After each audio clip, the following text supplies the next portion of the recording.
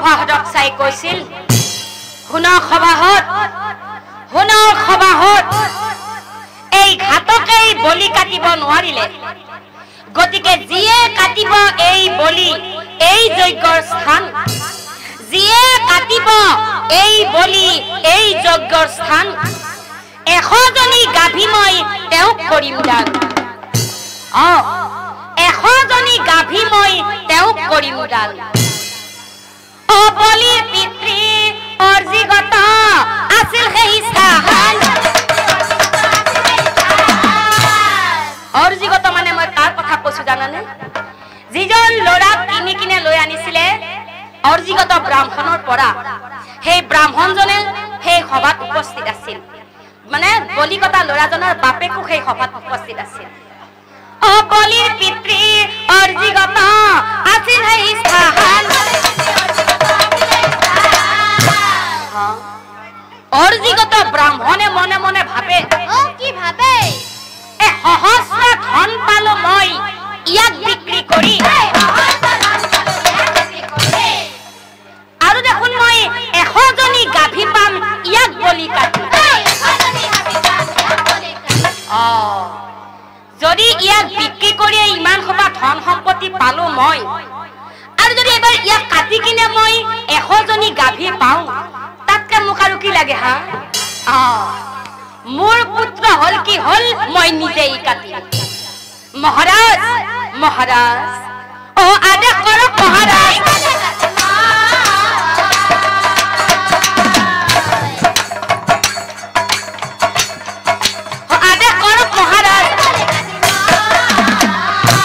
এতিয়া চাওকচোন বাৰু ৰাইজ অকণমান ধনৰ বাবে নিজৰ পিতৃয়ে কেনেকৈ পুত্ৰক কাটিবলৈ গ'ল সেইকাৰণে কৈছিলো যে বাপ মেনে ধৰা হাপ এতিয়া চাওকচোন বাৰু অকণমান ধনৰ কাৰণে নিজৰ পিতৃয়ে কেনেকৈ পুত্ৰক কাটিবলৈ গ'ল নিজৰ পুত্ৰ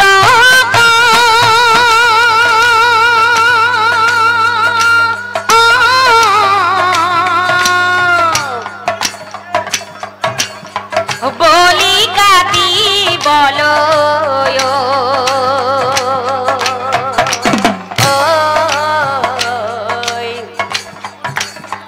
খড়গলৈ পুত্ৰৰ কাষে যায়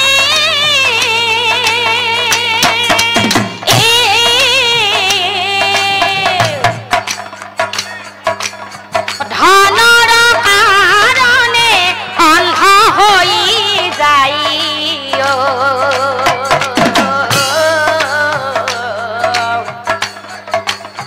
দেখা কেনেই করুণ বিলাই দেখা কেনেই করুণ বিলাই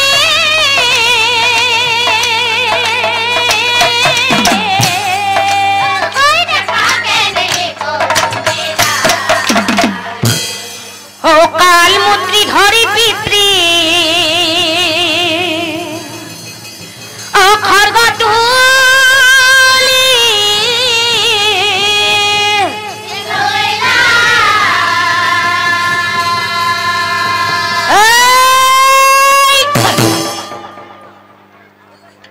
হেনকালে বিশ্বামিত্র হয় উপস্থিত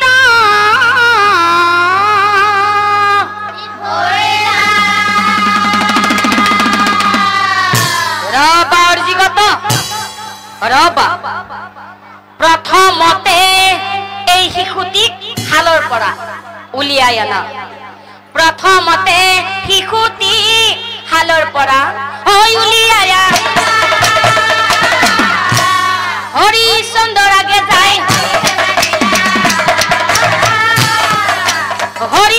আগে যায়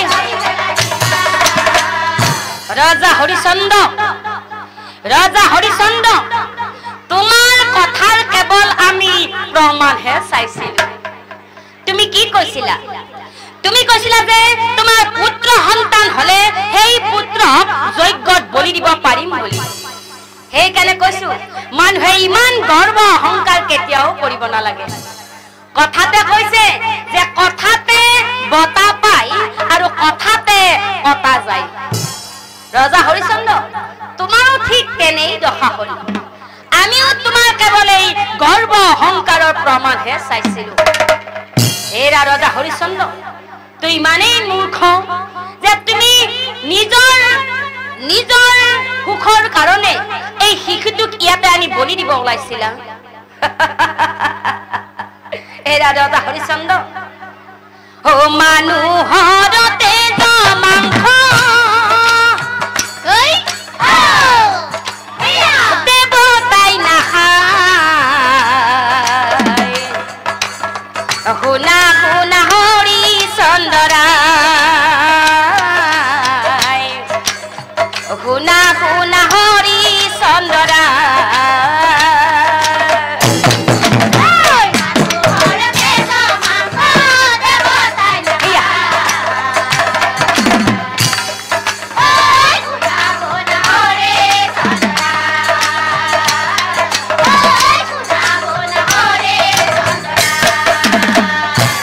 হৰিচন্দ্ৰা আকৌ কৈছো যে তুমিতো নাজানা এই মানুহৰ তেজৰ মাংস কেতিয়াও দেৱতাই নাখায়। শুনা হো তোমাৰো ভাল হ'ব। তোমাৰ যে এই ৰোগ হৈছে এই ৰোগ কিন্তু এই শিশুটিৰ পৰাই ভাল হ'ব। তোমাৰো ভাল হ'ব এই শিশুৰ পৰা। ধৈৰ্য ধৰা হৰিচন্দ্ৰা ধৈৰ্য ধৰা হৰিচন্দ্ৰা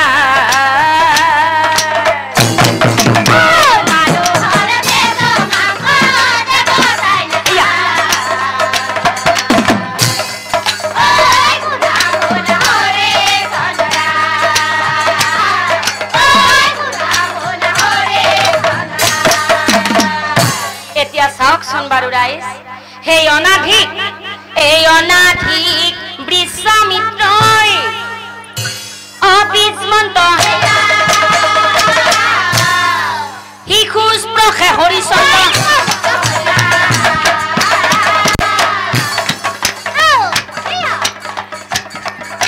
শিশু স্পৰ্শে হৰিচন্দ্ৰ।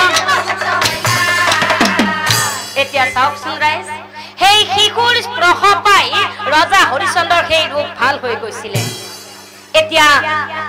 এতিয়া বিশ্বামিত্ৰই কৈছিল বাছা অনাথি তুমি এতিয়া কি কৰিবা? তোমাকতো পিতাৰাই বিক্ৰী কৰিছিলে আৰু বিক্ৰী কৰা বস্তুটো পুনৰ উভতাই লৈ যোৱা নহয়। গতিকে তুমি এতিয়া কি কৰিবা? বাছা অনাথি তুমি এটা কাম কৰা, তুমি মোৰ লগতেই বলা। মোৰ লগতেই আশ্ৰমত থাকি তুমি ডাঙৰ দীঘল হবা। বলা বাছা অনাথি তুমি মোৰ লগতেই বলা। হে অনাথি